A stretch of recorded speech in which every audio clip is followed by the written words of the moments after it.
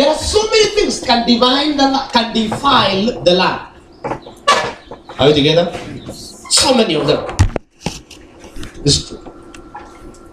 Quickly, I know Pastor has dwelled a lot about the man and the land. Let me answer that question that I think it was not addressed, and I feel like I need to address. I'm not teaching on these things, I'm just flowing in the anointing. I mean, like Father, like the Son. Why a woman is not connected to the land?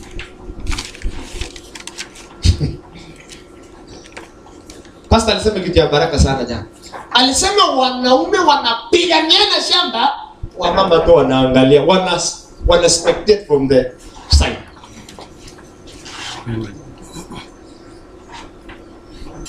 Let me answer that question. There are two things on earth that can produce. The earth can be productive and bring forth the fruits of the land. The womb of a woman can be productive and give out the baby.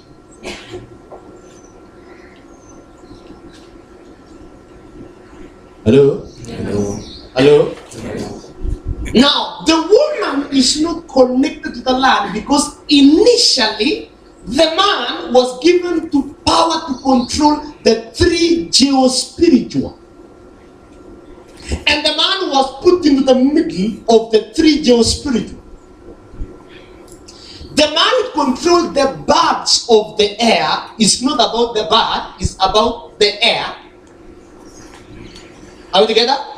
The beasts of the field, it's not about the beast, it is the field. And the fish of the sea, it's not about the sea, it's not about the fish, it's about what? The sea. Giving us the three geospiritual.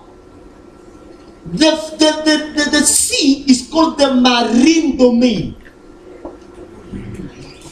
where the spirits of the waters dwell. The air is called the spiritual realm or spiritual realm, where the demonic authorities, things like sorcery, devil worship, operate from. And the field where the manifestation of the two authorities, the spiritual realm and the marine, both of them are manifesting their authority in the land. Let me give you a good example. Jesus was crossing over the Sea of Gennesaret. You remember that story? Yes. And the Bible says, on arrival of the land, who came? A demon-possessed man who had so many demons, and the demons gave themselves a name. He said, we are legion. Come on. Yes. Come on. Amen. And the Bible says this man was bound by ropes, but he could do what? Are we together? And begged Jesus not to send them away, but to send them to where? Pigs. And the pigs went where? Now, do you remember that before Jesus entered the land, there was a problem on the water? Talk to me, somebody. Yes. Do you remember? Yes. Bible says, na bahari ikachafuka. Hello? And disciples did a lot to maintain the boat on the sea because there was nothing wrong or for the boat being on the sea or on the water, but there was a lot of problems when the water is inside the boat. Unajua kuna shida meli kwa juu ya maji. Kuna shida maji kwa ndani ya meli. Ni hatari.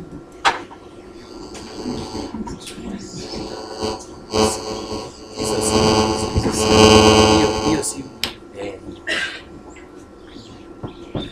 Praise the name of the living God.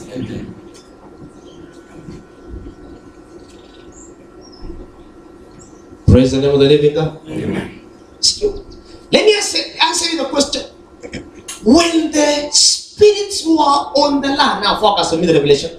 When the spirits were on the land, they discovered that a force, a powerful force, is coming from the waters to the land. Do you know what happened? They left the land, they entered the water, and they destabilized the water so that Jesus could not land on the land.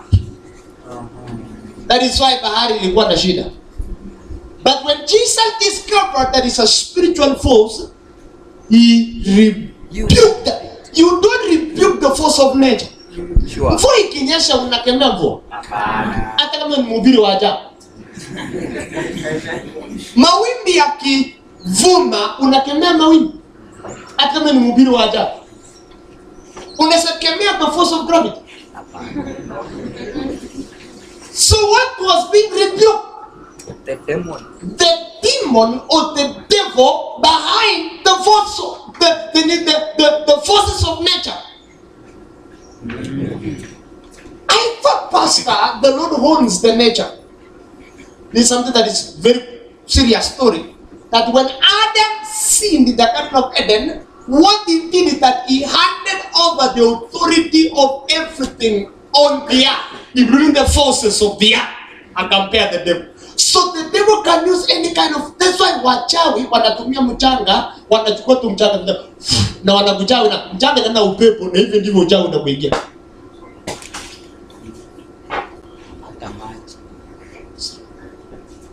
So these forces discovered that Jesus was coming. How could we maintain him from arriving here where we are? Tuna deal na maji.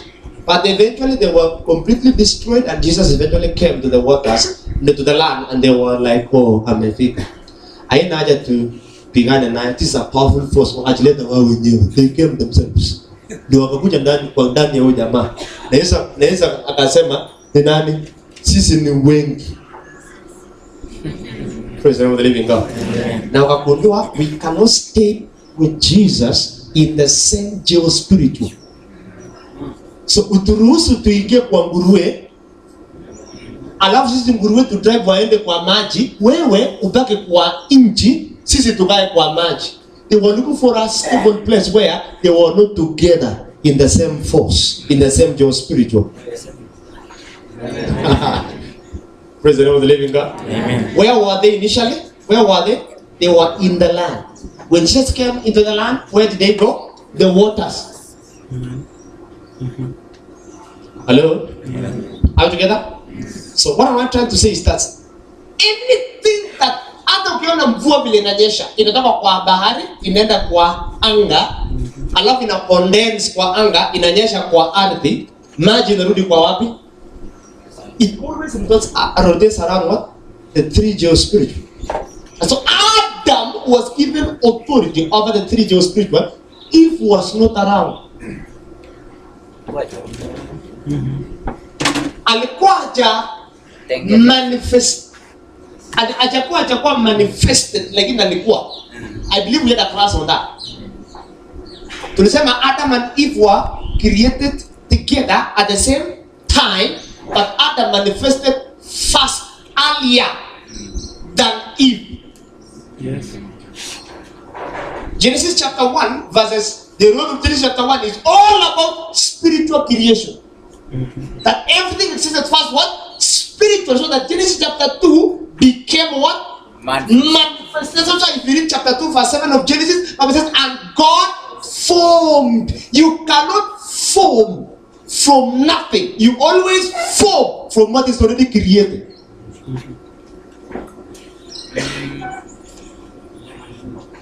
And so who was given the authority over the land? Adama. That's why woman by nature is not formulated from the dust. Woman by nature is formulated from the rib. And a woman is created in 6 stages with 14 phases. And a man is created in 1 stage with 1 phase. No complication. That is why there is a bit of complications when it comes to relationship. Because it takes a miracle for one face, one man to understand 6 face, 14 face human being. Tiriki sana.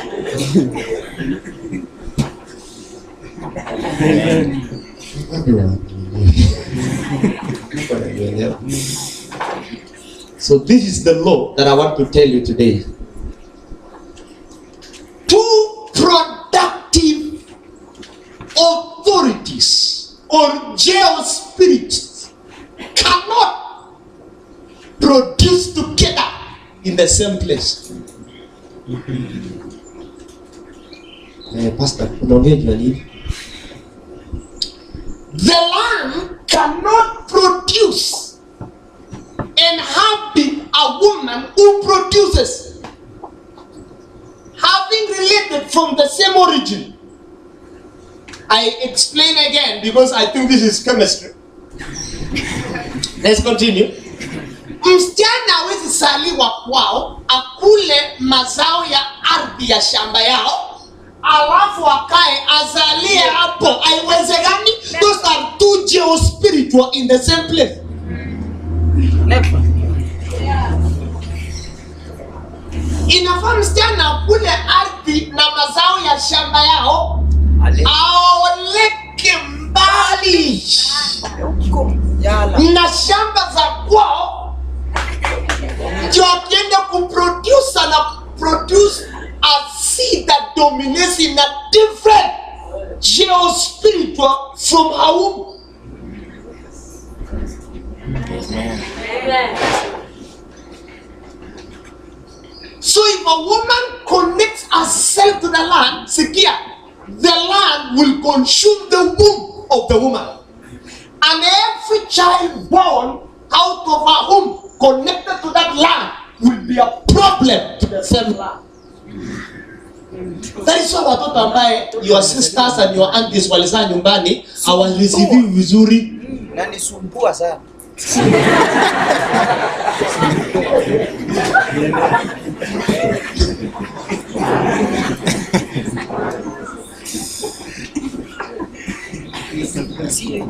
Kwa nini? Baba akiongea maneno yake yaanguki watoto, maneno yake yanaangukia shamba. Ndio maana mzee akilaani shamba, hata muweke mbolea gunia ngapi, muweke mazao, sinasa vitu fupi fupi hivi zinyazieleweki.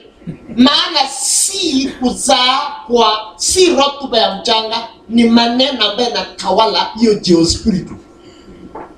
Ndio maana Mungu alimwambia Ibrahimu, nitakupea nchi. After kumpea nchi anamwambia nitakupea taifa. Sikia, hakuna taifa bila nchi.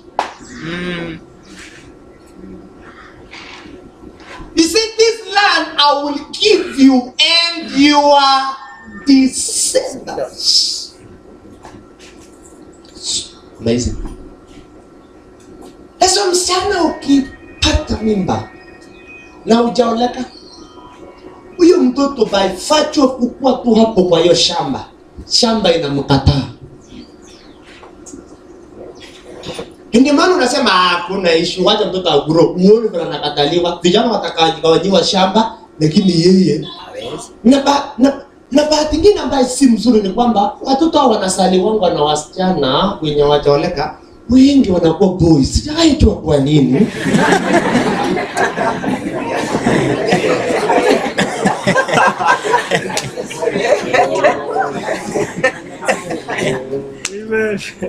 So unapata mtoto anarejectiwa na watu ambaye yeye anafaa kureceive kama wazazi. Na hata wenye wanamreject hawajui wanamreject ni attitude iko ndani yao naturally, maana syllabus hawatoi kwa akili zao, wanatoa kwa shamba. Pastor anasema nini kwa sahi? Vitu viwili ambaye ziko na uwezo wa kuzaa hawafai kuzaa mahali moja. So if you are close to a lady, ulize swali kwanza. Unataka kuzaa siku moja? Ulize tu, unataka kuzaa. Sio kweli. Najua utazaa. Mwambie pastor amesema usizalie kweli, usizalie. Karibu kwingine.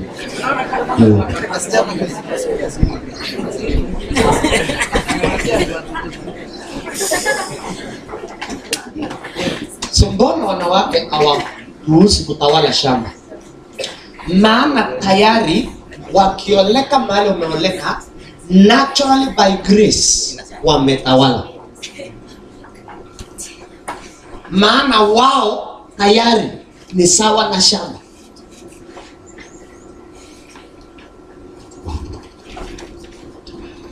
It is very hard to swallow because swallow ambaye nauliza ni pastor. Mimi tayari nimesaliwa na mama yangu. Nifanye nini? Pastor tayari iko na auntie yangu, hapo na watoto nyumbani. Nifanye nini? Nitakupatia another spiritual truth ambaye hujui. Imejulikana na nimejua spiritual kwamba watoto ambao wamezaliwa nyumbani wanakuwa sana na baraka ya mikono na akili. So that hata kama wanarejectiwa hapa nyumbani, wanaenda huko nje ni kama wamemea mabawa na wanajit. Hata kama ujuju tuto kwa class, wako na njia ya kutengeneza bao, yeye ni fundi wa nini, yeye ni plumber, yani wako na gifting fulani yenye tuelewi ilitoka, lakini they are just gifted.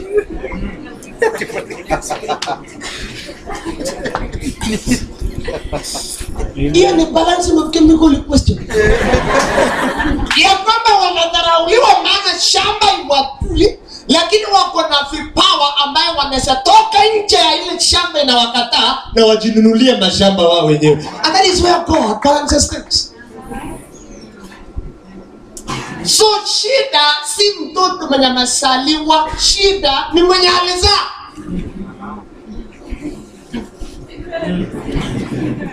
Punge mkono kama unaelewa kitu sasa. Praise the name of the living God. So either watoto waachiwe tu na Mungu awasota, ama kama inabidi watawale kwa hiyo shamba, then this is going to happen. There should be a spiritual event that we are going to inaugurate them, bring them back and give them a spiritual authority over the land. Na hiyo ni ngumu sana. Nataka ujue kwamba mwanadamu ameconnectiwa na vitu vinne kwa maisha. Moja, mwanadamu ameconnectiwa na shamba. Pili, mwanadamu ameconnectiwa na damu ya jamii. Tatu, mwanadamu ameconnectiwa na jina ya jamii. Na nne, mwanadamu ameconnectiwa na sauti ama voice, maneno ya jamii. So wewe ukikana na vitu vinne inakuconnect na root ya familia yako. Are we together? Now, kwa hizo vitu vinne, tatu inatawala angani. Moja iko nayo unakanyaka. Damu, maneno na jina zote zina operate from the spirit. Actually ni mbili ina operate spiritually. Moja uko nayo kwa mwili yako, mwingine unakanyaka. Jina na maneno, kwamba jamii yetu itakuwa nafanya hivi, jamii yetu ile vitu pastor alikuwa anasema. Zote zinatawala kwa anga. Na sinangoja sasa unaenda transition. Unajua sikia maneno ya kweli na iko attack. Inangoja sasa una transit. Sasa una transit kutoka class A mpaka wataanza class A, kutoka being a boy or a small girl to a mature person during adolescence. Ndio roho ya washarati ya grandfather yako anasema, "Oh, tumepata moja ameiva." Hakuna haja ya kukula na juzi. Sinaingia. There is a problem. And then ujuaji na ansana sasa umetransit kutoka class 8 mpaka form 1. Kuna kwanga na free. Uliza test yako. Ulifanya nini ukiwa class 8 hapo ukiwa? Uliza ulifanya nini hapo katika uliza je. Akismell unajua ni vitu ya ajabu ajabu. Ni vitu tu.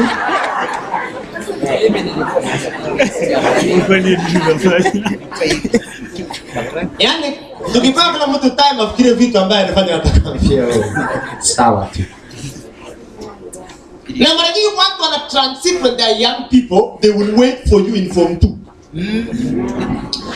Sijawahi kuona ujinga ambaye imekuwa titrated kama ujinga ya form 2. You know, very powerful.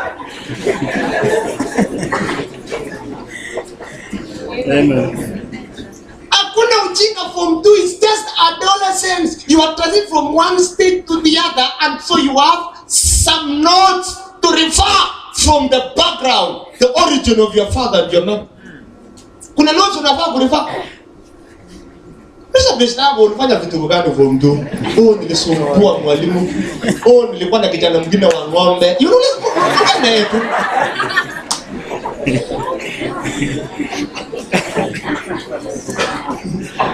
Usalimie namna hii.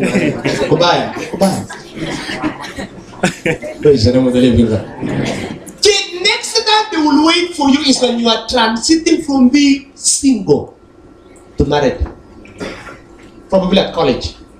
Second year sana.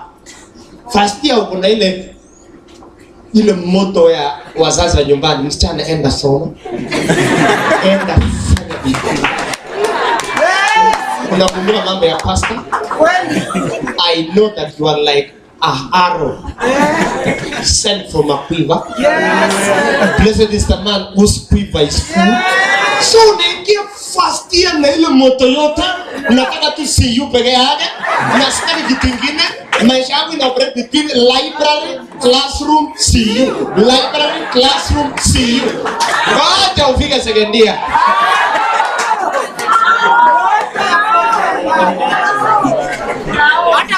Ndio unagundua sasa maisha ina change. Class na shift. Sasa vile kama sasa hivi unaanza pasa na tao.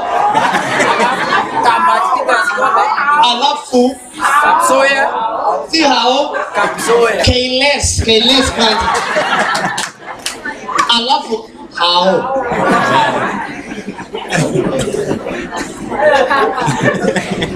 So, kazi yako kubwa kwa maisha ni kurespond to call of nature. Next unatoka ni house, unaangalia movie kitoka, keyless, unatunua mboga 2-3 na nyanya unarudi. Sato, tao. Yule mtu mwenye alikuwa anachezea library, see you.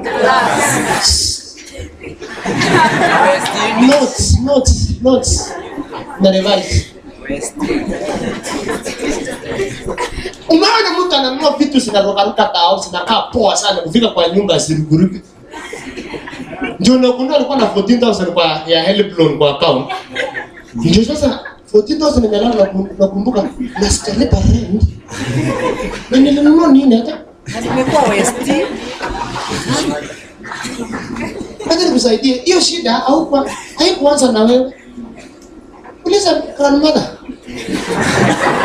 Akiuza mtama yake, ajui kunaendaje pesa. Hiki kiko nyumbani. Wewe mimi nahubiri nini? Endelea. They wait for you during transitions. Why? Every transition determines the stability of a season. Between one season and the other, katikati hapa, there's a transition. Wow. Praise the name of the living God. Amen. That is why I have taken a lot of time, not to explain what Pastor has been explaining, but I've taken a lot of time to explain the true cause of relationship. In fact, I've changed my CD name. It's called The True Cause of Relationship. Are we together? Ile course unafaa kufuata ya ukweli. Am I determine what? Your relationship. Praise the name of the living God. Nilisema siku moja, if you have successful marriage, you will likely to accomplish a successful career, successful ministry, and probably you raise one of the great and powerful generation after you. So kila kitu kwa maisha ina hang around what? How you relate. Hallelujah. I want to beg, please, could we just settle down? You are moving around. See people doing a lot of things. Hallelujah. Unaweza tulia? Unaweza tulia? Good. And so, ladies and gentlemen, we have been building powerful relationship roots called the rules of what? Rules of what? Rules of what? Rules of what? I said in my topics, there is nothing like relationship in the Bible. Are we together? All in the Bible is about what? Engaging, committing yourself for something better in life. And if you are in a relationship, forgive me, you're not going anywhere. You need to be in some kind of what? Engagement. That's why I say in my scriptures, there is nothing like apatae dem. Amepata kitu jema.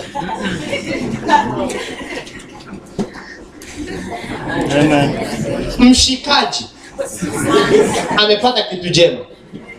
Apataye nani? Beste amepata kitu jema. Apataye nani? Kuzo.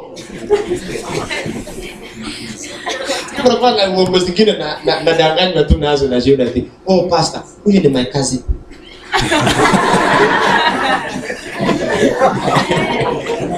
Naangalia masikio haikai vile inafaa kukana yake.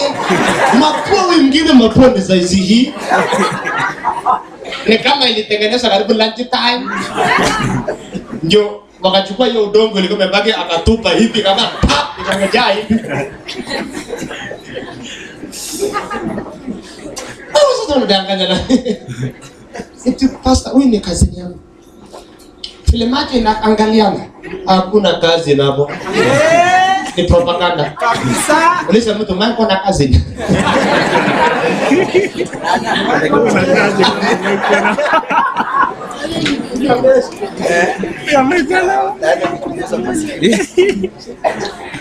Uliza mtu mwingine mimi kuna kazi ni wangapi? Kuna kazi ni wangapi? Kuna kama watano hivi. How many cousins do you have? Yeah. Apataye mke amepata nini? Kitu chema. Nikasema Kiswahili, if you look at the original version of the Bible, that is the Hebrew Bible, you discover that there is nothing like kitu. Think. Hakuna kitu kama hiyo in the scripture. The original version says, whoever finds a wife finds good and obtains favor from the Lord. Wale watu ambao interpret Bible wakaangalia kuna kitu na hang wakaongeza think hapo. Hiyo ni wanadamu waliongeza. So the word thing is not there in the original text. The original text says finds what? Good and what? Favor. Wacha niulize wanaume hapa. Unajua kuna milango ambayo hauwezi ingia bila kuwa na mtu kando yako. Sure. Ndio ukitenda hapa Kisumu ndogo utagundua hawa landlords wanateka kila usiku. Because unapata jamaa mwenye hana mtu yote analipa nyumba na deposit, alafu anakalia nyumba anakalia deposit, alafu anakaa tena mlezi zingine. Unapata unagundua kumbe alihama juzi. Haukuona gate imefungwa na shangaa alipitia kitanda through osmosis. Lakini kama kuna mke hapo, relax. Hakuna kulata. Maana mwanamke na virako ni the same thing. Hata kutoka kwa hapa aingia hapa hata kama vitu vingi na utajua hata kama ni kiatu utajua huyu anahama. Mzee peke yake inakupatia mnaenda wapi? Kama ndio unakujua. Lakini mzee mmoja ambaye ni single, yeye anachukua vitu yake yote kwa briefcase kadogo. Hapo na nguo ya siku 7 kwa briefcase kadogo.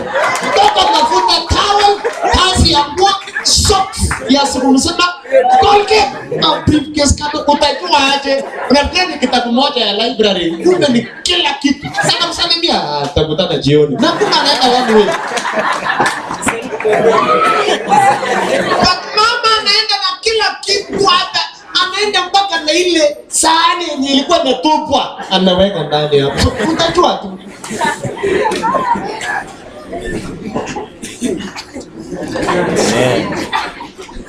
Salime mtu mwambia pastor hata hajahubiri kitu muhimu. Ndio anaanza. Ni shida gani? Rule number 1 tukasema is called the rule of being single. I said you cannot relate unless you are single. Single means you can control your domain. You don't require anybody to decide. Unaona mtu mwenye kwa relationship haisi jiamulia kitu. Hata akitaka kuweka class, page yako anambia wacha hizo story. Twende tao. Ndio nasema tu sawa basi. Ndio ina kama. Ndio text. Nafaa kwenda class. Hakuna class ya FA. Financial accounting. Serious things zinasomwa hapa. Lakini msana watu anawakilisha tao. Hata akiwa anafaa kufanya nini? Ndio nini kununuliwa chips na wasichana wote ni wasaidie chips. Si ni viazi.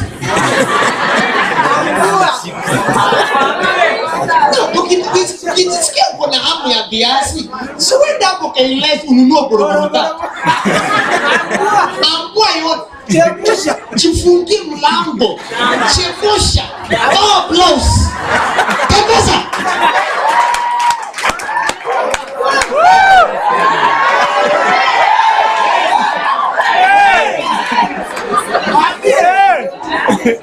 Kuliko jamaa ambaye kifua ni forest. Akona t-shirt imembana.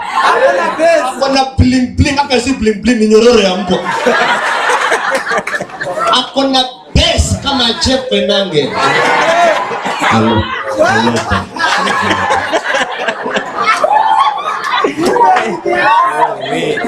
Wewe ni kamia.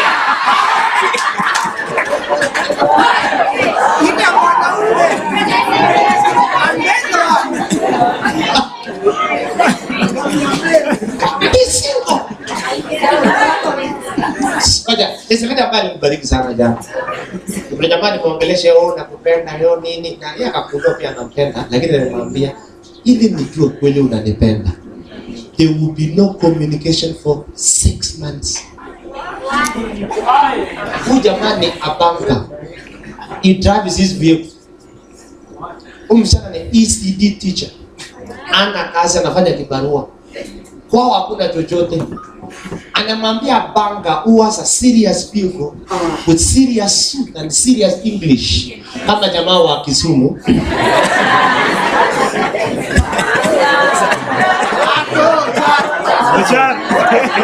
Kama unakaribia msema Kisumu chukulia tu uzito huyo jamaa. Mwambie mnapanga kale. Wakona zile complicated English terms like metamorphosis, sacaphonias, you know, very tough things. Yaani jamaa anatumia complicated English words yenye yeye mwenyewe hajui inamaanisha nini. Serious guy with serious things. Lakini anaambiwa 6 months baba. Ndio tuongee. Nikamwambia Elisha anasema haijaisha, we still have 1 week more. Hata usikie kuongelesha sema hata sina haja. Nasikia kuongelea lakini nakumbuka rule. Jamaa ko faithful 6 months. Unajua wewe ukipewa 2 hours utaruka na akili. Imewachwa. Kari. Tanga. Woi. 2 hours kijana. Utaambia nini maisha? Nikamwambia nini watu? Ningekuwa ni maana hujawahi kuwa single. You are overing with people. Can I tell you something? The man that you left probably was your husband. Trying to over. Relax. Be single. Control your mind. Be in control. Ame jamaa kama ufuate maneno yangu, tembeza kiatu.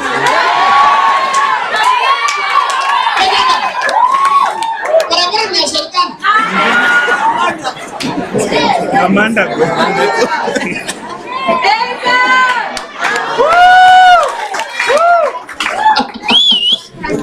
Sijaona watu wanapenda mwalimu wao kama nyinyi.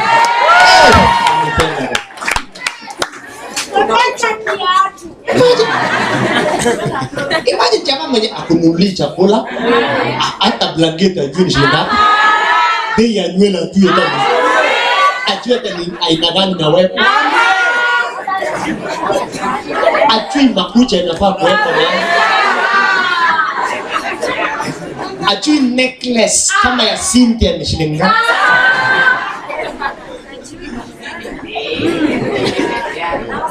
Alafu nakwambia eti nakupenda. Alafu anakuconfuse jamaa na kusaidia tu. Kanyage lami. Lami iliundiwa gari na serikali. Ongeza ya. You need to be single. Please, to go serious. Let's be serious. Please. In the afternoon. To go serious. No, serious. Which other rule did you study? The rule of what? Eh? The rule of separation. Amen. The rule of what? Another rule? Masculinity. Are we together?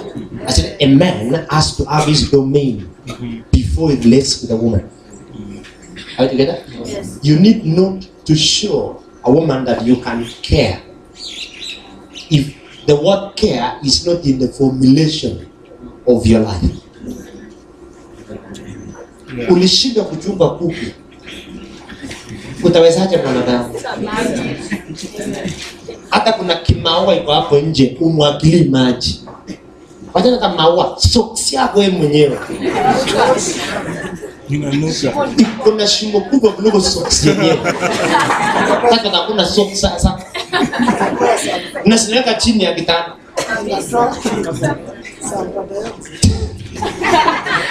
Wisi mane trouser yako. Iko na accident kila mahali. You cannot take care of a woman. The rule of grace. I said every woman is a grace. Amen. Are we together? Yes. If women can be handled well, success is going to be realized. I said one woman is powerful 10 times than a man. One tiny girl, very simple tiny girl, kama Damaris, can frustrate a huge fellow. Kama Wachara hapa.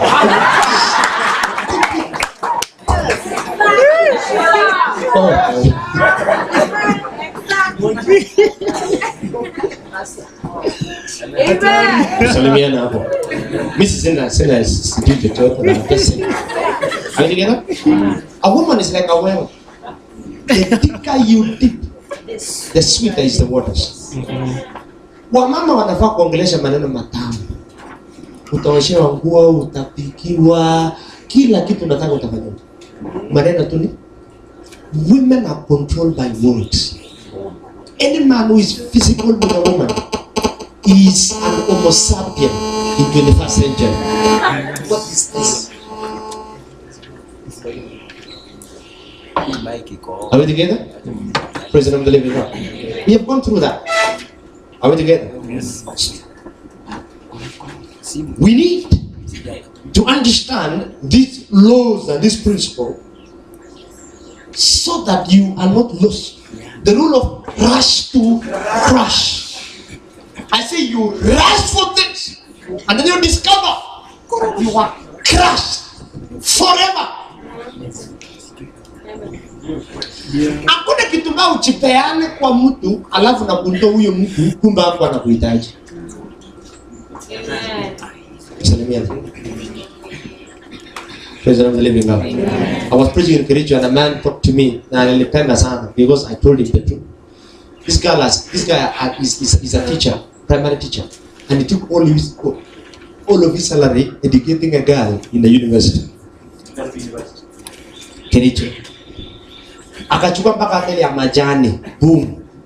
Akamsomesha kijana linguistic, English literature, Nairobi University. Msichana mrembo kulingana na yeye because urembo iko kwa macho mmoja na divine. Ile kitu unaita mrembo kwa mwingine ni kitu kingine tofauti sana. Hello? You understand? Only to discover that this girl is already expected. Hatari. Tena mwenye mimba amekuja ameleta wazazi mpaka sasa negotiation inaendelea. Na mwalimu anang'ang'ana kulipa fees. It is called the rule of rush to crash. Rush to crash. Ni mnataka nini kweli? Zimekufa. Betri. Rush to crash. Don't rush for things. Praise the name of the living God. Even at 32, you still have time. Because how can you compare 32 with 100 years that you're going to live with that man? Every morning unaamka unasema oh, ngamia yangu.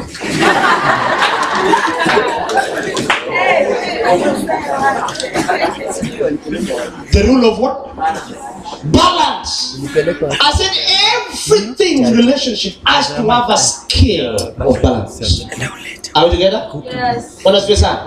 Because if everything is relationship, then everything will not make sense. We can love each other the whole morning. We have children to feed. We have bills to pay. We have a career to accomplish. Balance the thing. Praise the name of the living God. Amen. Rule of what? Rule of what next? Separation. I said you have to have a form of break. That you don't connect to things and make everything look casual. Umeona msichana mwenye ana break, ana boundary. Kila jamaa tu una work to it's a professional Unaanga hapa kwa wengi wanasema oh hapa unainua miguu juu. Mimi nafikiri hakuna shida. Naona ndio huyu tena mwingine jamaa mwingine anatembea ni huge unaga hivi. Oh kuja hata mwenyewe jamaa ni huge wewe ni mfupi ni kama unaokotwa chini yani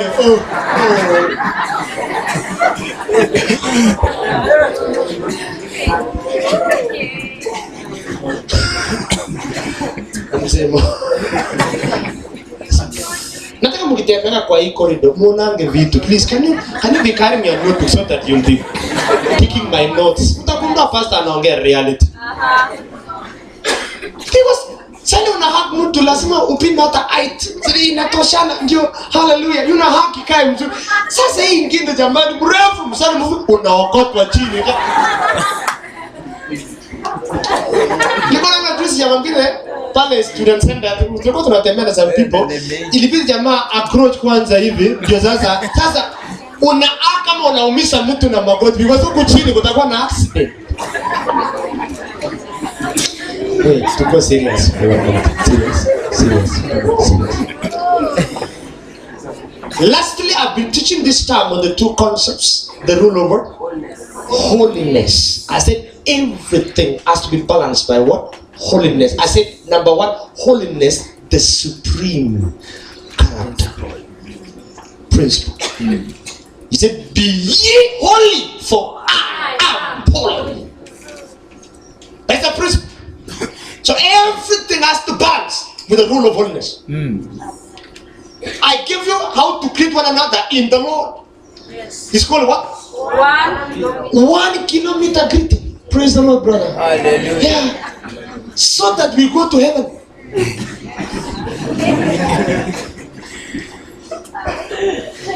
Hata caretaker 1 kilometer greeting. Simegundua watu wengi sana wako mabeshte na caretaker ndio afungulie beshte. Usiku. Angalia jirani yako mwambie hata pastor anajua hiyo kitu. Nabo, you think we don't know? We know. I'm shipping this guy. We know. Nabo, we know. Msichana ana namba ya Pastor Alvayo. Lakini akiateka Kuna ya kiateka akosi credit. Anadungwa bamba vinje. Anasema tu wewe ndio rafiki yangu. Ndio jioni unamwambia ndio amekuja. Saa 4. Ukisikia motorbike ufungue. Motorbike ina mlango inafunguliwa. Room number 5 inafunguliwa at the same time na mlango. Umesha pesa yako room number ngapi?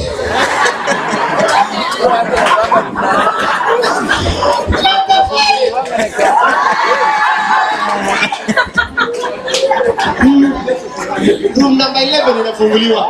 Ile kwa kona. Kwa kona. Mgeni boots yake peke yake because sio mgeni ana viatu akona ndula akona njum kitu kama kambu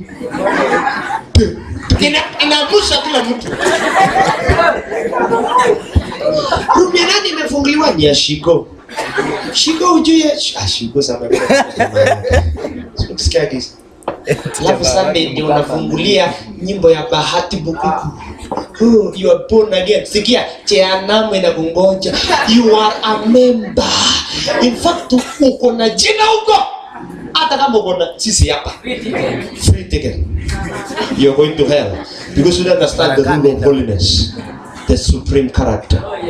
Sasa tumwambia ujinga kama hiyo, waachane nayo. Uko jinga unasema. Some of you are not even holy in their phones. Munachata kataka the whole night mpaka saa 9. Ndio nakosa class ya 7:30.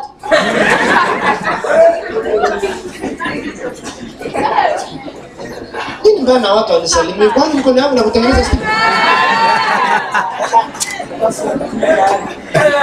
Kila mahali kuna password complicated. Kuliko jina yako. Ng'ang'ana umeweka. Ng'ang'ana umeweka. Kuna screen saver ya mchana na ya jioni.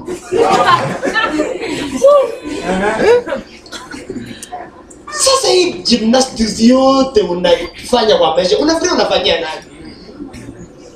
I have my house, I have my family, I will go home, I'll still preach here tomorrow, I'll preach elsewhere, and I'll go to heaven. Mwenye anaharibu maisha yake, si ni wewe. Atushe? Tunashia shule, si oxygen. Na utamaliza July ama November, na utaniwacha hapo. And I'll be a patron to another group. So endelea na ngamia yako, wachana na sisi. But if you are to be with us and with this church, holiness should be the supreme character. Na hiyo atusami. Tutembelezi. Glory to God. Nisikie tu msichana umepata mimi kwa Christian Union. Anza tu kwenda nyumbani. Na wewe. Naanza na nyumbani. Mama yako kwa wapi? Tuka una mimba. Juzi hapo.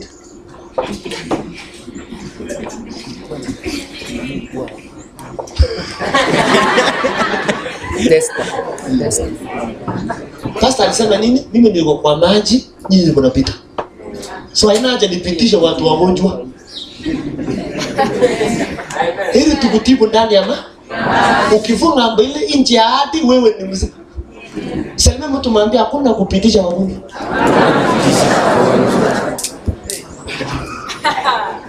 Glory to God. Holiness, the supreme character. It has to be supreme. Get born again. Get born again kwa mawazo. Kuna kwamba na tumawazo inakupata kabla hujalala. Yaani saa ile kwa kitanda unangoja usingizi. Ndio unafikiria vitu vituko, ndio maana unaota maji. Hebu uliza peshte yako unafikiria kama pamoja. Uliza tu yeye kabla usingizi. Napendanga watu ambaye wanalala kama usingizi maangukia kama accident kama miti.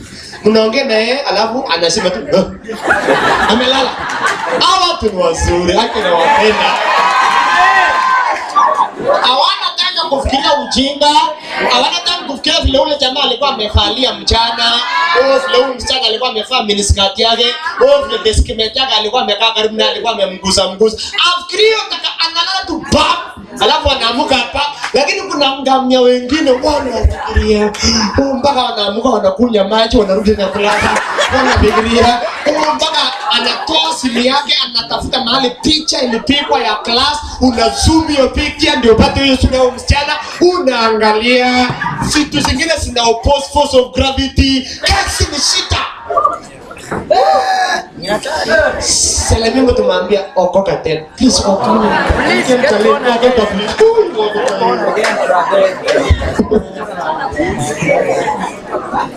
Achana na.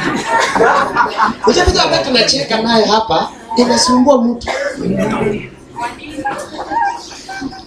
Hivi ndivyo unapona. What I'm most people who have calling of God in their lives, number one enemy is their bodies. Wako na weakness their bodies. Show me a good artist, a good preacher. Show me a great singer.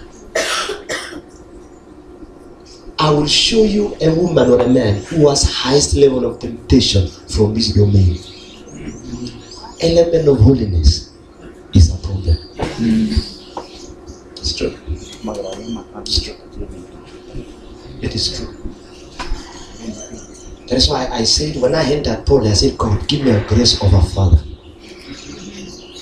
That when I see you in your weakness, I will call you and I'll tell you, shida hii badilika. Na for those ambao nimeongelesha, si wafichangi. Hata ukinikasirikia usisalimie, sawa. Tukae bila salamu, lakini nimekuambia ukweli. Nilisema nini? Ili nibaki na watu 5, lakini tunarithi ufalme. Kuliko nijaze kanisa na jehanamu niko na members wote. Amen. The rule of influence for what? Affluence. I said every influence has its own consequences, and the consequence is what? Affluence. We are now teaching on a subject called the rule of what? Eventuality. I want to give you 5 principles in that area. The reason why I was going through those principles is because there are people who have never had me teach on that anything. As I was telling you, you've missed the Lord, that you will buy the CD. Hallelujah. We read the book of, which book? On Thursday. Which book did we read on Thursday? 1 Peter chapter 3. And the Bible is speaking heavy words, using heavy command language. And I said the reason why the Bible using powerful command language is because there is nothing that you can do when you are in that situation except to accept the eventual result. Look at verses number 4, 5, and 6 of the same chapter of 1 Timothy. Yes, it was 1 Timothy. 1 Peter chapter 3. Let's check on the Bible. Sir, you're waiting? 1 Peter chapter 3. Talking heavily. 1 Peter. 5 things. I want to help somebody. 1 Peter. Wives, in the same way, be submissive to your husbands. Look for the version that says must. Must. That if the same goes for you wives, be good wives to your husbands.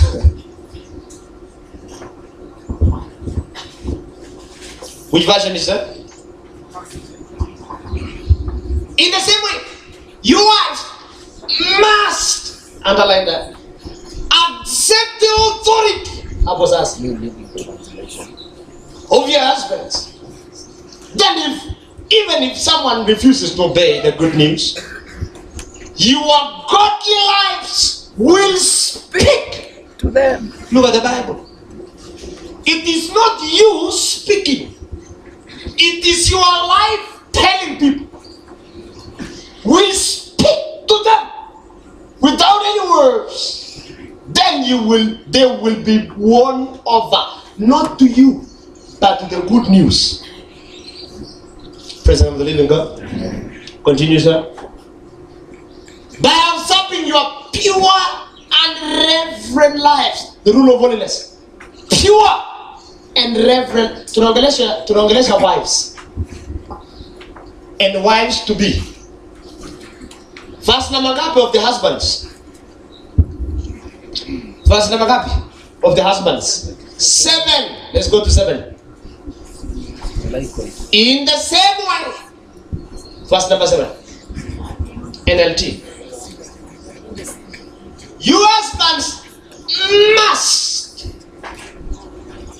Give honor to your wife. Treat your wives with word. Hapa ndipo wanaume wengi wana hiyo revelation. As you live together, she may be weaker than you are, which is very true, because I said last week that women have what? Concepts. Men have what? Biceps. So that is true. But she is your equal partner in God's gift of new life. Look there. Equal partner means you are both created in the same time, in the same principle, spiritually. The difference is that the body of a man was given masculine authority. Are we together? And the body of a woman was given what? Feminine grace. So it's a bit of what to be. Treat her as you should. You should sow. Treat her as you should.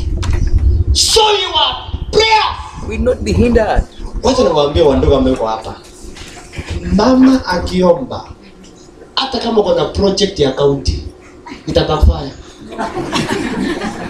Mama. Rudia. Mama bibi yako Rose. Akikukataza kitu ujifanye tu mzuri ufanye kichini. Ni hatari. Yeye aseme tu aiende through. Hata kama uko na namba ya manager. Aiende through. Oh. Ndio maana wamama wengi wamejifunza kunyamaza. Kunyamaza kwao si jawa chakata. Ni vile nakundua wakiongea watapigwa kofi. So hili tu wanyamaze, lakini ndani ya moyo wao wanasema hii haiwezi enda tu. Boya kuna kitu hapa. Mbona wanangangana? Anatoka anasema nini mbaya? Mbona hii kitu haiende? Kama kuna kumbe they are powerful in hindering. Sasa mtu kama huyo si ni mchawi. Kama huyo. Eti kama huyo? Ni mchawi. Si mchawi. Shida ni wapendwa, shida ni vile ametritiwa. Oh. Mbona wewe unarukia uko chini na hatujasema hapo juu ya kwamba likewise your husband treat your wives with what? Honor. Anytime you treat them with understanding, there will be no interest. Listen, let me hear. Now, this is a message to people who are married. Are you together? But this is a message that sings well to people who are expecting to marry. It is better you know the rules of the game before you play the game than understanding the rules of the game in the game. It is called the rule of foolishness, where you learn from experience. You are a soldier who learned to fight with a gun in war. You'll be the first one to be killed.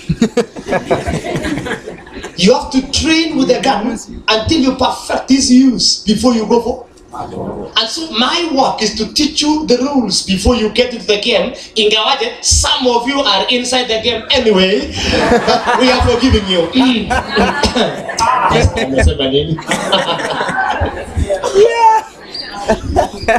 The word must there means if in case you don't follow, the eventual is going to happen. It's called the rule of what? Eventuality. Praise the Lord, the living God. Amen. Niangalie macho.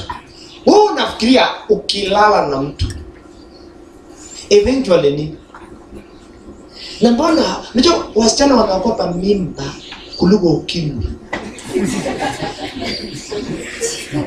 Unafaa kuogopa nini?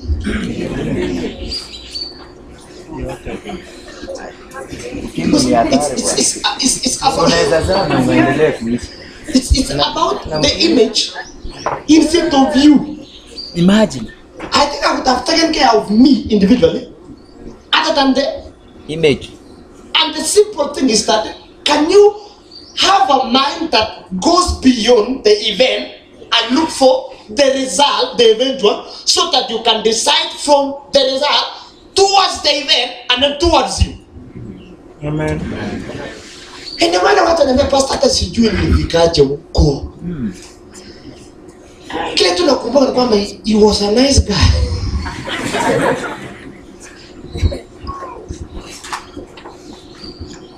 Ndio Bwana akasema ndani. Amen. Pastor anajaribu kusema hivi. Every relationship as if it's eventual result. Yaani unarelate na mtu mwenye atoangi sadaka kwa kanisa. Tuongee tu sasa pole pole. Haina haja tuko na kibele mbele. Uta expect atakutolea pesa nyingi. Kama yuko generous na tabao. Atakuwa na generous na mtu mwenye hakuzaliwa na yeye, si sister yako, si kuzo yako na wewe, si cousin yako. Unafikiri atakuwa generous? Utauma mawe. My friend. Usalimie. Taki mbele. Yes sir. Unalid na mtu ambaye atafungui scripture. Anajua John 11:35. And John 3:16. How can you lead a happy and godly marriage? Ninaongelea wasichana wako hapa. Pastor, seem to chat like he's a nice guy because you have qualified in your small notebook. He's tall. He's handsome. He's dark. Kuleta mtu ambaye ainui mikono juu kwa worship. Unatarajia ainue mikono juu kwa maisha. Pastor alisema hivi, the only time anainua mikono juu akirudisha umeangukiwa mbaya sana. Aende ndoro. Hata kukidero. Kidereke. Pastor jaribu kusema nini? Every relationship has its own rule of what? Eventuality. Glory to God. Amen. That's why unamwambia wasichana ambao wako hapa, if you discover that you have a burden of intercession, tafuta pia mwenye anapiga vectors kama wewe. Na nimulii pia. So that the eventual result kutakuwa na wali generation raised up. Salimia mtu mwambie ule uko nayo mnaelekea wapi? What with the eventual result? Ule wewe unaona kutakuwa aje? Yaani mwisho wake. Wacha kutaenda aje? Yeah. Mbingu zinafunguka. It's true. Yeah. Ukikudu unapenda ugali, tafuta vitu kama nutrition, self and management.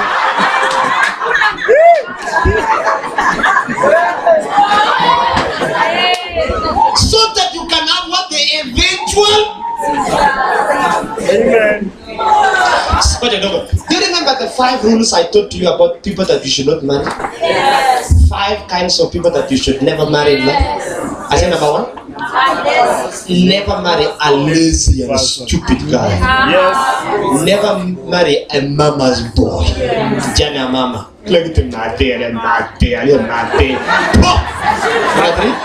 Never marry a man who has never shown you his mentors. Atakufanyia vituko chini ya nyazi. Tulikataa chini ya maji maana hakuna oxygen, so chini ya nyazi. Number 4, never marry what? Never marry what? A man who is an unbeliever. Utapambana na hali yako. Mtangangana. Utapambana tu. Tumeelewana? Wachana na huyo kabisa. Non-believer. Lastly, never marry somebody who has sharp difference of faith. How do you get that? That you are a Protestant believer, you do something else. Please, you will have a problem of connecting your family to an altar. 5 things that you never marry. Why am I telling that you should not? Because the rule of eventuality will never miss you. I say there are 2 conditions that when you marry or get married, itakupata. You either marry for better or you marry for worse. There are only 2 options. Na kwa sisi tunasema rosavi, ni wewe mwenyewe uchukue information ujipime naye. Amen. Glory to God. Kwa sababu gani? Hatuna nafasi ya kwenda tini ujinga ya kwamba tunatumia mamilioni kulipia ngamia. Yenye anakuja kututesa nyumbani. Glory to God. Amen. Rule number 1 under rule of evangelism. Covenant speaks more about the result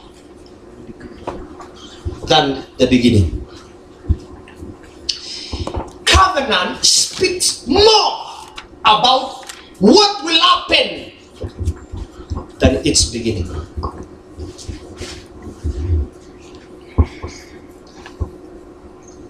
Covenant is agreeing to arrive, not to begin. When Abraham entered covenant with God, God spoke about nation instead of Abraham. At that moment, Abraham was alone with his wife. But God is speaking about result, that out of you there will be what? A nation.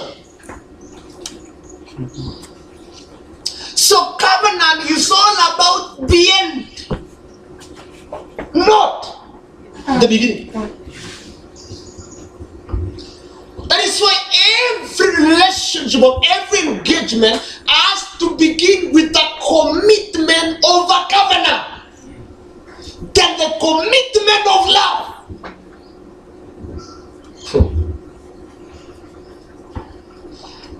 Hata usiponipenda sihitaji mapenzi yako.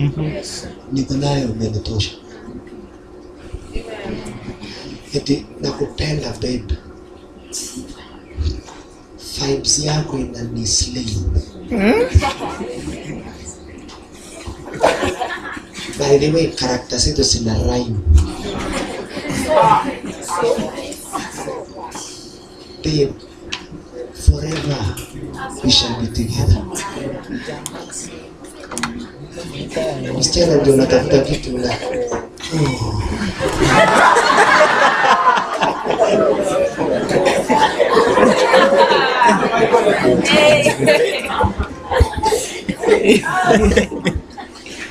Ngamia has just spoken. Ngeta kwambia I love you, but I know that there is no life. Let's go to the altar and make a covenant so that we do not make our family out of nothing. We bring our family springing out from the altar.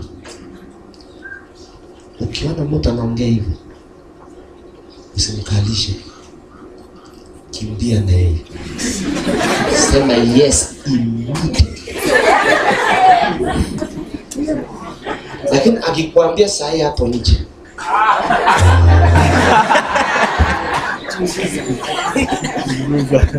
chunguza. Sikia, men fear commitment. Yes.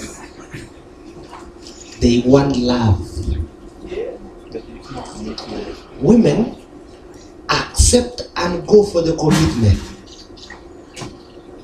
before they love.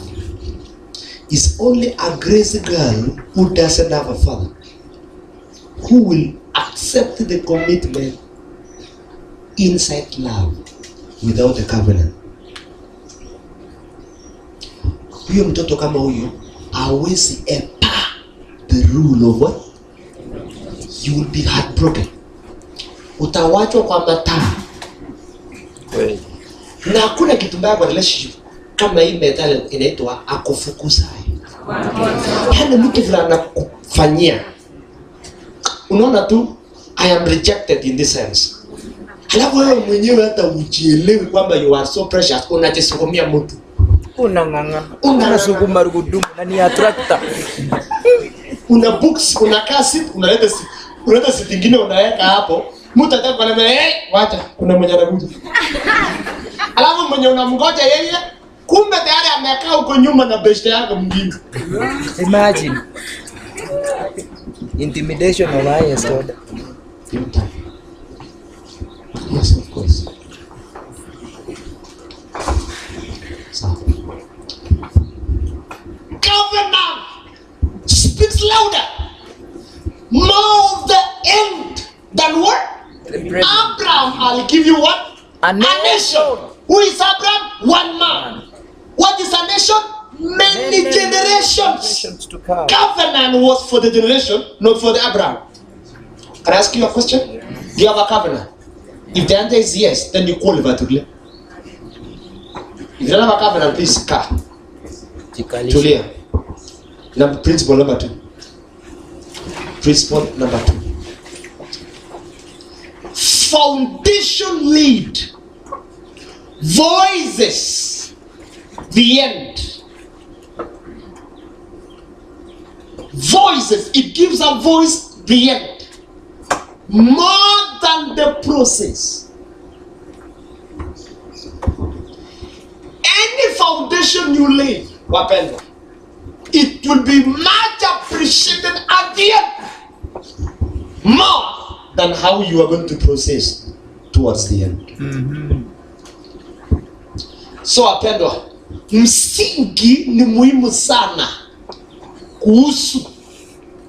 kuliko vile unaendelea. That is why relationship ambayo inatengenezwa nyuma ya hostel itaishia nyuma ya nyumba na kesi ya chief.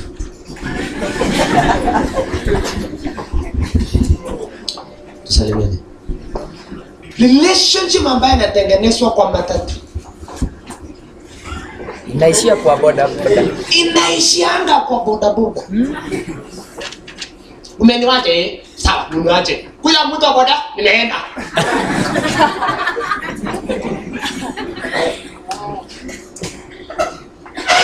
The relationship ambayo inaanzanga madhabahu. Wapendwa, aishi inaongezeka kila wakati unagonga madhabahu. Ile pesta yako na uko serious like a preacher man. Namwambia yako ilianzia wapi? Ilianzia wapi? Niko kwa room. Squares. Anasema squares. Itaishia squares. Kwa room. Itaishia nyumba yake ateka. Anasema squares. Yake ndianze kwa squares. Na pastor mwingine anaitwa Molel alisema under every green tree there is a spirit of love. Yani ukiona watu wametafuta kamiti green chini yake kama ile, unapata watu wawili wametulia. Mapenzi ambayo chini. Mimi tangejua kile ina shelter.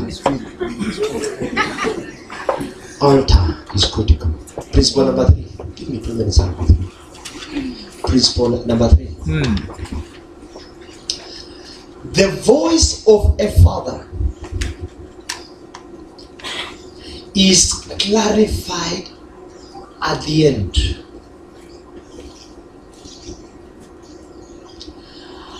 And it protects during the process. The voice of the father, his voice takes care of the eventuality. Are we together?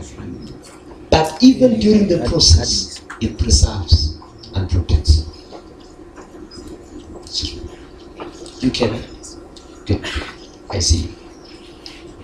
So sikia, mtu yote ambaye kwa relationship na ana sauti ya baba.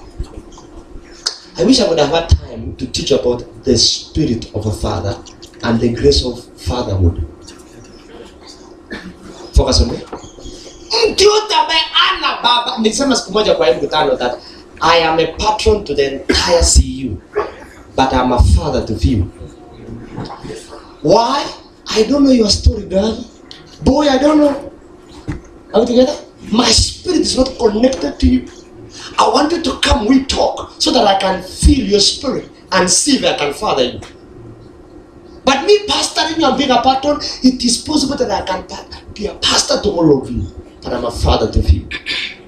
The scripture says that many are the mentors, but few are the fathers. So who is a father?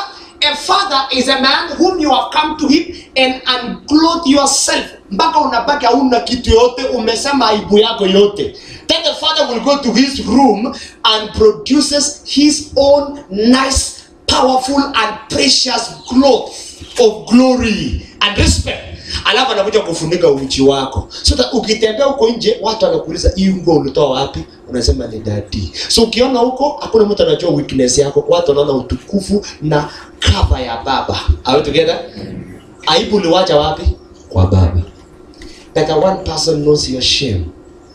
And the entire nation discovers. So watu wengi tunaficha aibu yetu, beshte yako anajua, nani anajua, mpaka kiataka anajua, umejiruka kwa plot mzima, lakini daddy ana story. Sikia, rule of eventuality will be your portion. wamesema amen. Ni sawa, sema tu amina, ila shida. Pambana na hali yako. Hebu tuangaliane macho. Who is your father? Fita mbaya watu wanafanyanga hapa. Fituko na hakuna mtu anajua, lakini beshte ako naye in record. One on one. Sasa jui, your pastor jui and say, oh daddy. No. The rule of eventuality. That's why lisema siku moja hata ukifanya vituko sitastuka. Sitastuka because as a father you are prepared for anything.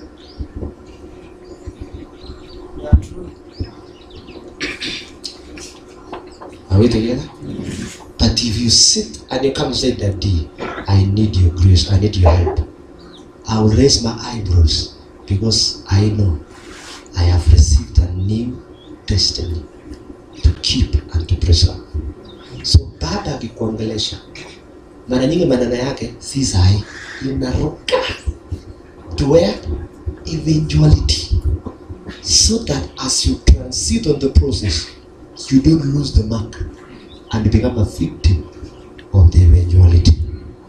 That's why the Bible is called the book of eventuality. It said after all this that we have done, we are going to sit with the Son in the throne forever and ever. There is an eventual result. Uliza peshkavo, na hii kimpelembele yako yote, mwisho yako nini? Uliza na hii kimpelembele. Nabo. Nabo yako utapeleka wapi? Sikia, number 4. Number 4. Just a minute. Number 4. Very critical. Now we get the rule of what? Eventuality. Number 4. Every commitment you make is dictated by eventual result more than the pleasures of time. Every commitment you make, are you together? Its significance is more relevant at the end than kusema nampenda huyu jamaa sasa kwa sababu sina mtu mwingine kwa sasa. Nasikia vitu kama hizo. You are making a decision to please the moment. Are we together? Not discovering that the things that are going to happen in this decision affect what? The eventual. I'm going to say this and I'm going to pray. A lady told me, Pastor, I entered into a problem. She not expectant, she got related to a boy. Na ile story ya maboys tu na mtu na yule jamaa tu na mpenda na vitu kama hizo. Alafu after around 1 year akagundua huyu jamaa ni devil. He's a devotion. Alijuaje? Jamaa fulani alikuja asubuhi ule besha mwambia naweza kutembelea morning. Sema si not normal nitembelea morning. Akakuja akamwambia by the way you will be the next sacrifice. What? Yaani all along ujaichwa. Nini? Si nimekuanga devil. Hauone kama vile nakuanga daima. Hana ile kitabu nilikupatia. Haujaona vitu ni weird. Mimi nikiamka asubuhi na napata mtu amegonga mlango. Nywele, kumbe hii urembo inakwanga na kazi. Nywele ilikuwa hivi, mdomo sijui nini. Unaita Pastor Albayo? Hata aseme Albayo.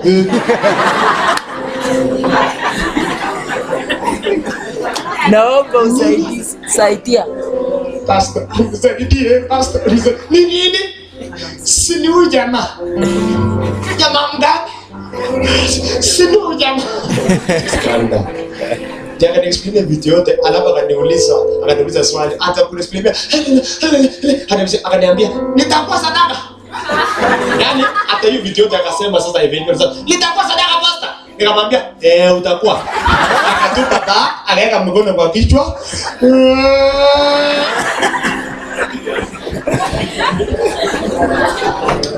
Nikauliza na uliendaje? Akaniambia si tu ni boy, hata si kwa serious Pastor. Mimi tu jamaa ambaye unaona tu hauna mtu bwana, wacha tu ni mkeep na kwanga tu amarao. Ndio hata mtu tu akaya anakupatia interest na kupenda. Unaambia okay. Sawa, utakuwa sadaka basi. Zaidi kweli Pastor. Akapiga magoti, akaniambia mikono juu. Nikamwambia nini sasa? Akaniambia Pastor niombe. Nikasema sawa. Hapo kwa mlango kabisa na hapa kuingia kumpiga magoti. Nikamwambia sema Bwana Yesu. Bwana Yesu! Nikomele! Anasema na passion. Ya kuepuka kifo. Naona ninakufa. Every commitment you make is dictated by eventual result. That the pleasures of Sukumana basi na huyu jamaa tuone vile kutakuwa. Pambana na hali yako. He is capable of being a father. Lastly,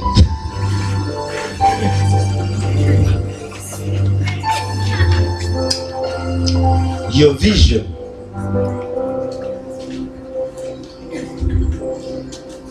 supersedes decisions and a commitment. For God is the ultimate result. Maono yako yanapita maamuzi yako na commitment zako, maana Mungu ndio mwisho wake. So Pastor anataka kusema nini? If you consider God first, you will keep the vision. What is marriage? Let me define marriage using visions. Marriage are two visions which have the same result matched together in two human beings. Visions are two. What is marriage? Are what? Two visions which somehow have the same what? Result matched together. Yani singewekwa separate, singefika eventual, singefika mwisho wake bila usaidizi wote. Lakini what about they are brought together in two different individuals? The end result will be bigger, but God is going to be glorified at the end of it. That's why I said every time you discover God has called you with a grace, are we together? Look for a partner who supports the grace. If you are a worshiper, look for a preacher. So as the man of God preaches, you're holding the microphone, worship. If you are an intercessor, look for an apostle. Because apostles build foundations, and foundations requires prayer. If you are a prophet, look for a teacher. So that as you prophesy, the teacher explains the facts of the same prophecy. I have never seen now what is the work of a church choir and a one sitter in the church. Kazi yangu kubwa pastor ni kupiga makofi na kujamusha kiti. Utatafuta nani? Mwenzako tu mpambane na hali. Ongelesha Kristo mwambie what is in you? What is in you? The vision should be bigger than what? Than what? Than the commitment. Come on. The vision should be bigger than what? So that you can avoid the rule of what? Eventuality. Quality. Wow. Thank you, Jesus. Would you rise?